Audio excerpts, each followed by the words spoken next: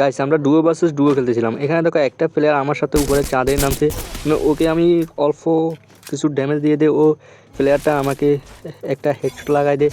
তারপর আমি অস্কার মেরে ওকে আর কিছু ড্যামেজ দিয়ে দিই, কিন্তু ওর মাকড়সা ছিল, মাকড়সার জন্য আমি ওই মাকড়সাতে আটকে যাই। তারপর আমি ওই প্লেয়ারটাকে ডাউন করে এখানে কনফার্ম করে দিই। এখানে দেখো ওর টিমমেট আমার টিমমেটের সাথে ফাইট দিয়েছিল। আমার টিমমেট বলতেছিল ওই প্লেয়ারটা অনেক ভালো খেলতেছিল। এখানে ওই প্লেয়ারটা আমার টিমমেটকে অনেক হেস্তনাবোধ করে ফেলতেছে। এখানে দেখো আমি ওই টিমমেটটা এখান দিয়ে আসার জন্য আমি অপেক্ষা করতেছিলাম। আমি দেখলাম ওই প্লেয়ারটা এখানে আসে না, ওই প্লেয়ারটা এখানে গ্যানেট মারিয়ে দিয়ে চলে যায়। তো আমি ওই গ্যানেটের মধ্যে একবার পুরোপুরি ড্যামেজ খাইয়ে যাই। দেখো আমি উপরের দিকে যেতে লাগছিলাম, ওই প্লেয়ারটা কিন্তু নিচে ছিল। আমি প্রথমে খেয়াল করিনি, পরে আমি নিচে গিয়ে দেখি ওই প্লেয়ারটার সামনে করে চলে যেতেছিল। তারপর আমি ওই প্লেয়ারের পিছনে মিশনে আমিও চলে যাই। ওই প্লেয়ারটা কিন্তু অনেক ভালো খেলতেছিল, ও আমাদের দুইজনকেই ও একাই নাচাইতেছিল এখানে। আমার কাছে এখানে একটা মিনি ইউজ ছিল, তাই আমি এখানে পেনাল্টিটা হাতে নিয়ে নিলাম।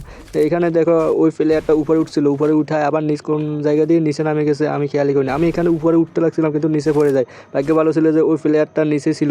আমি এখানে নিচে নাইমা ওকে একটা হেডশট মারিয়ে দিই, কিন্তু কোনো লাভ হলো না। ওই প্লেয়ারটা আমাকে আবারও ড্যামেজ দিয়ে দেয়।